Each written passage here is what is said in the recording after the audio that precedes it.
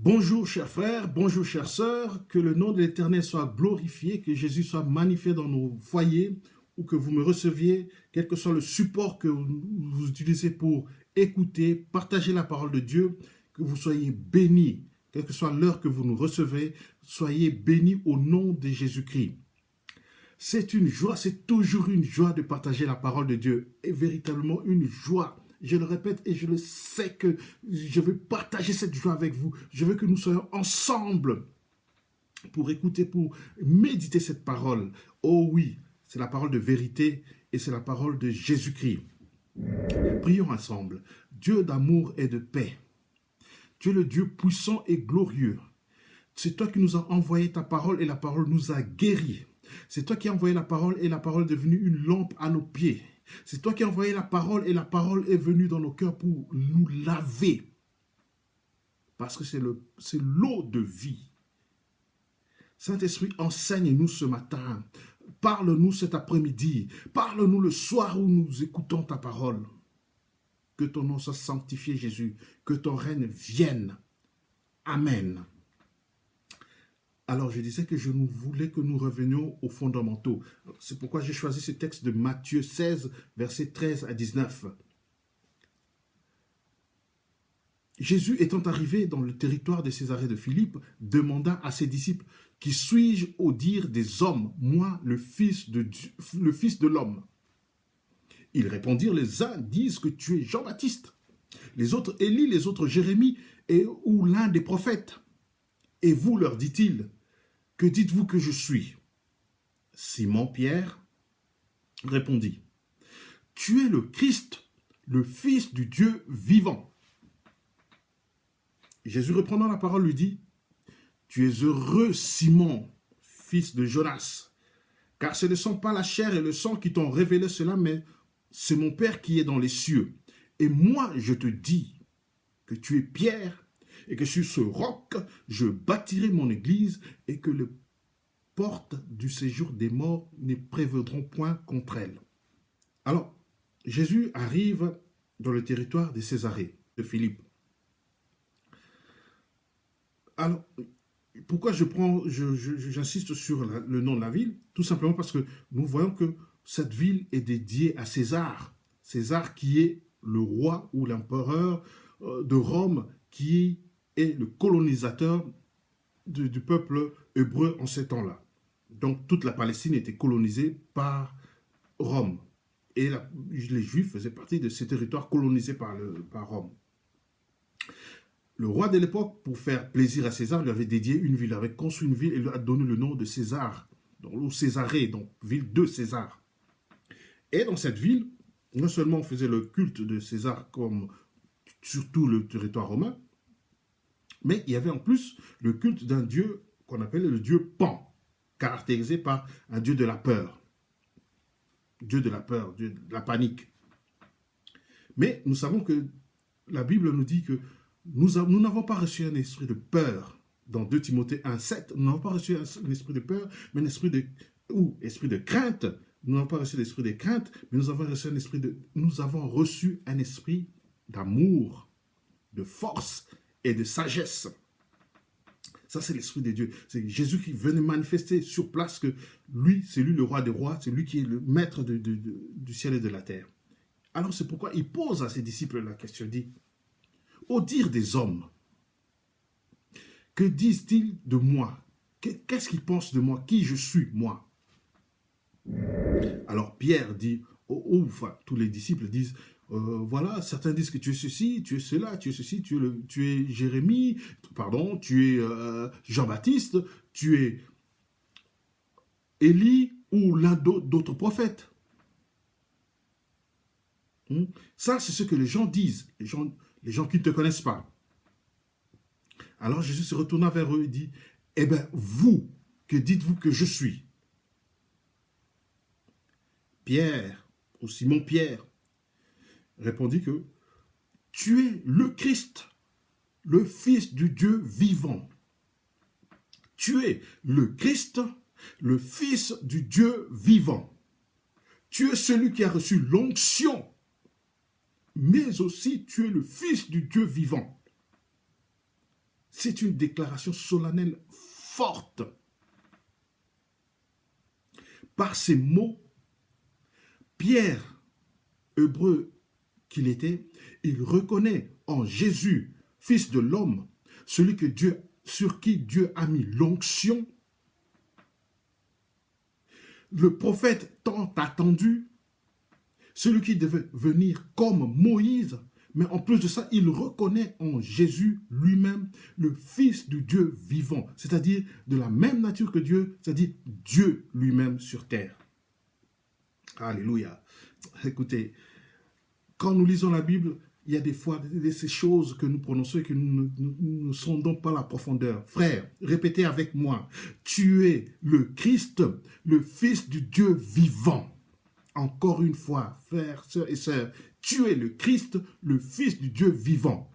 Et que cette parole soit une parole véritable, vraie, dans nos cœurs, sur nos lèvres, parce que c'est une parole de puissance. Jésus dit, toujours dans le livre de Matthieu, au chapitre 10, au verset 32, Jésus dit ceci.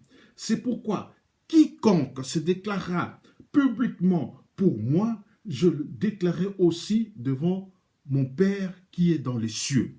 En fait, il dit que celui qui confessera mon nom, celui qui croira en mon nom, qui fera cette confession que Pierre fait maintenant, moi, Jésus, je promets que dans les cieux, devant mon Père, je témoignerai de lui comme étant mon frère, comme étant mien.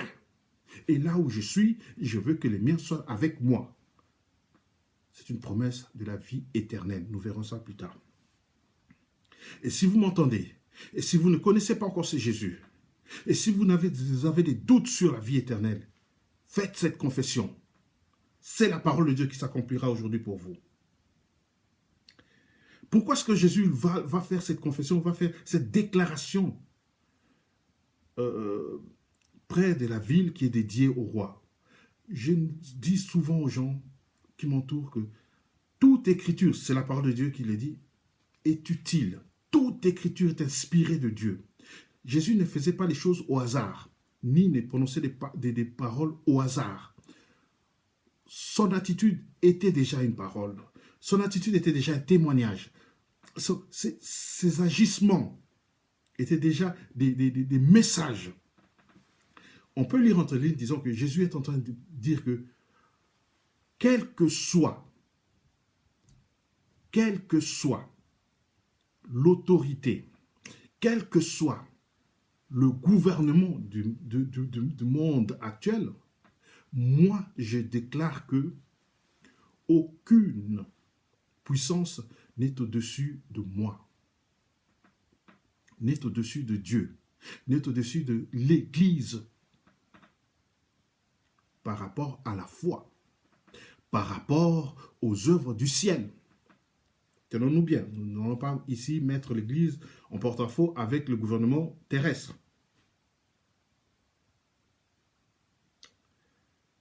C'est comme s'il disait, le royaume de Dieu est venu sur la terre.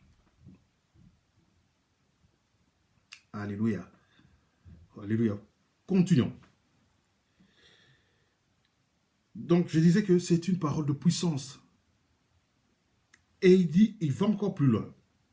Il dit à Pierre, sur cette déclaration, moi, je bâtirai mon église et les portes de séjour de mort ne prévaudront pas sur elle. Ça veut dire quoi? Ça veut dire qu'il dit que, avec cette parole, par la profession de votre foi, sur cette profession de foi, je vais bâtir mon assemblée. Je vais bâtir entre guillemets, je ne vais pas dire ma milice, mais je vais bâtir avec moi un groupe, une assemblée vivante. Et cette assemblée vivante, cette assemblée militante et vivante, ira de victoire en victoire par rapport à la conquête de la foi, par rapport à la conquête des âmes. Nous l'avons vu, 12 personnes, ou si on peut extrapoler, 120 personnes, 12 personnes que Jésus a choisies, ces 12 personnes contre toute l'organisation de l'Empire romain, contre toute l'organisation de la société juive. Ces 12 personnes et contre toute l'organisation de la société grecque, donc les gentils, ces 12 personnes ont su imprimer la marque de Christ pour changer l'histoire. À partir de leur témoignage, quelques temps après, quelques 2-3 siècles après, on a commencé à compter le temps par rapport à la naissance de Jésus-Christ, jusqu'aujourd'hui. 12 personnes. Certains diront qu'ils étaient sans instruction. 12 personnes. 12 personnes ont modifié le cours de l'histoire. Aujourd'hui, regardons-nous. Nous pouvons nous dire faibles, puisque nous ne sommes pas nombreux, parce que parmi nous, peut-être, il n'y a pas beaucoup de gens dits intellectuels ou des gens qui ont de l'influence avec leur richesse ou avec de l'argent. Mais la grande richesse, la grande puissance se trouve dans cette déclaration. Tu es le Christ, le Fils de Dieu vivant. Cette déclaration a changé et continuera à changer le cours de l'histoire. C'est à nous de témoigner, c'est à nous de sortir et de les témoigner partout. Pierre, le même Pierre, il réunit Christ dans le même mois, quelques jours après, quelques semaines après, le même Pierre va témoigner de Christ. Il a régné devant une poignée de personnes, mais va témoigner devant 3000 personnes. Et ce témoignage que Jésus-Christ est le Christ et le Fils du Dieu vivant a changé le cœur de 3000 personnes en un seul discours. Vous lirez dans les Actes des Apôtres, au chapitre 2, ce discours n'aura même pas tenu, je ne pense pas qu'il a tenu 10 minutes. 3000 personnes ont changé d'avis.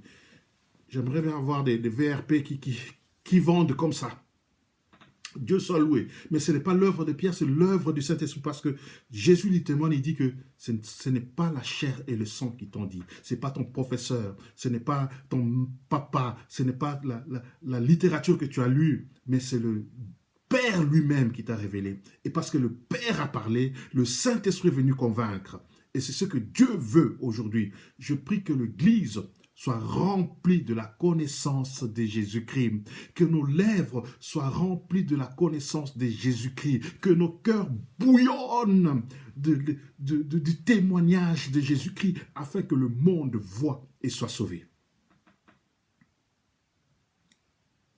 Toi qui m'écoutes maintenant, tu es ce Pierre, tu es ce Jean, tu es ce Paul, tu es ce Barnabé, tu es ce qui, je ne sais pas qui peut témoigner et que les gens changent et que le monde change autour de nous.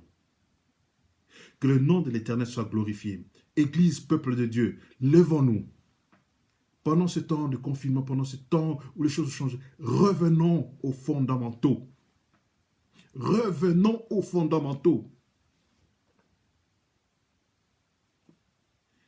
Alléluia. Je me souviens, il y a quelques années, nous étions un petit nombre des frères de jeunes gens dans la vingtaine, début de la vingtaine, et dans la communauté africaine de Mons, on nous avait brocardé comme Wako.